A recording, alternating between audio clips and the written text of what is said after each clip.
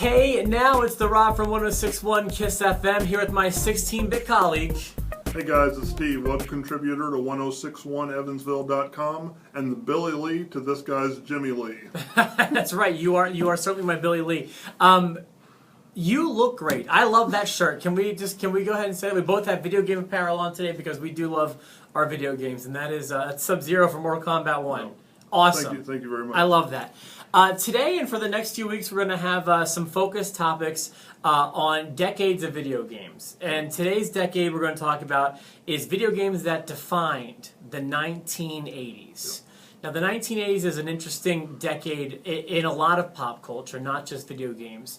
1980s were a time of fun. They were a time of innovation. They were a time, whether it was music, 80s music has a distinct feel to it.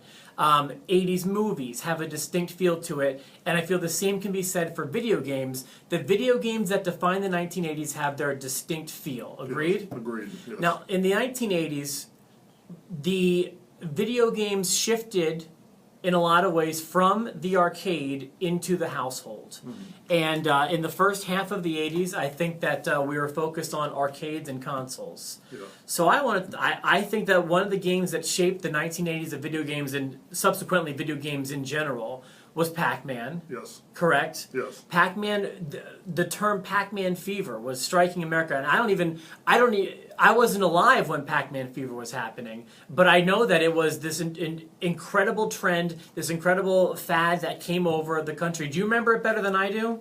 I do remember it fairly well.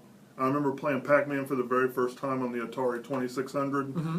and I mean, to hear it, it just sounds like a bunch of pluckings of rubber bands that don't. It does but it's so distinct. Yes. I mean, you can't. But like even before it was in the home, people would gather around the arcade cabinets. You would make your plans based upon which pizzeria had Pac-Man in it. Pizza King. Did it really? Yes. Which bowling alley had Pac-Man in it, and so that to me was a very influential thing. Also, it goes worth mentioning, I think Pong is worth mentioning. Even though it's older than the 80s, I do believe it had its impact on the 80s. First of all, the very first video game consoles were called Pong consoles. The first games you could hook up to your TV were games that just played Pong. And you can look it up. There's like dozens of them, different things that just played Pong. But I do feel like Pong was very important in the shape of the shape of the 1980s landscape of video games, but also in moving games into the home. This was an entire console. It looked like an Atari that would only play one game, but people had those things. Yeah. Is there anything you want to mention about the 80s? The first one I want to mention is what I believe may be the first racing game, Pole Position. I have a racing game on mine. Pole Position, was that arcade or is that Nintendo or both, or where'd you play Pole Position? It was arcade. It was actually on the Atari for a short time, but then it kind of transitioned to Nintendo. The racing game I have on my list that when I think of 80s, I just think of this. Do you know Rad Racer? Yeah. Oh, yeah. Rad Racer with the 3D glasses that didn't work for crap, and just how 80s that game was. If you put the 80s in a cartridge, it looked like Rad Racer probably. Yeah. Keeping with the arcade theme, I feel like Q*bert is worth mentioning. I feel Space Invaders and Centipede were all games that are very important in the arcade generation of the 80s. Yes. Thoughts? Centipede, I definitely wanted to mention because it wasn't the joystick and the two buttons, it was the ball and the one button. Yeah, and that was pretty innovative for, other control schemes, but also these were just games that were social. People would gather around the machines and they would talk about it, and if you had the high score on the Pizza King Pac-Man, you were the boss. Like that's cool to me, and I like that. But around 1985, at least here in the States, Nintendo, Atari, by the time the mid-80s rolled around, video gaming was now associated with the home, which was where I like to play personally. Yeah. And a lot of interesting things happened with this. For example, I think a game that, when you think about the 1980s, everyone talks about this guy here, Super Mario. Yep. With good reason. He was the pack-in game. Everyone had Mario in their living room. And that's different than going to see Pac-Man. You lived with Mario. Yes. To me, that was very important.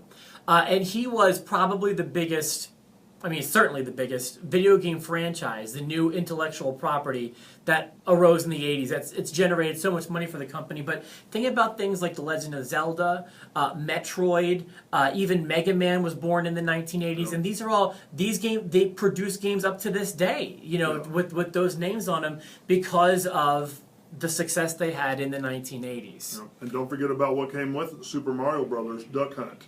When else could you shoot a gun at your TV screen? Well, but just watching that and seeing kids' amazement playing that, it came packed in with the old Nintendos because it was so innovative. Yes. It's absolutely right. Any more you feel like mentioning? I want to mention one. I think it kind of reigned in the era of the, maybe not the celebrity, but the sports celebrity, and that's Jordan versus Bird. Yeah, there were a lot of, whether you want to call them licensed properties or celebrity endorsements. I think my answer to Jordan versus Bird would probably be Mike Tyson's Punch-Out. But licensing became really big because video games became those million and billion dollar industries. I don't know if they were billion dollar industries in the 80s, but they were certainly making millions hand over fist. So people like Mike Tyson, who didn't even play his video game until like 2 or 3 years ago for the very first time, because he didn't care. He wanted to be a part of it. And they wanted him to be a part of it. And then Robin Givens happened. And then Mr. Dream happened. And that's a whole different podcast. Exactly, for another day. So those are the games that we feel most shaped the 1980s video games. And next week, Steve, you want to talk about the 90s? Yeah, that should actually be a little easier for me. I think so too, because that was my year too. The 80s, I was still very young, but don't think I wasn't video gaming. I was holding a video game controller, NES, when I was 2 and 3 years old in my brother's bedroom. So we're going to sign off for myself, for the Rob, and of course... Thanks, guys.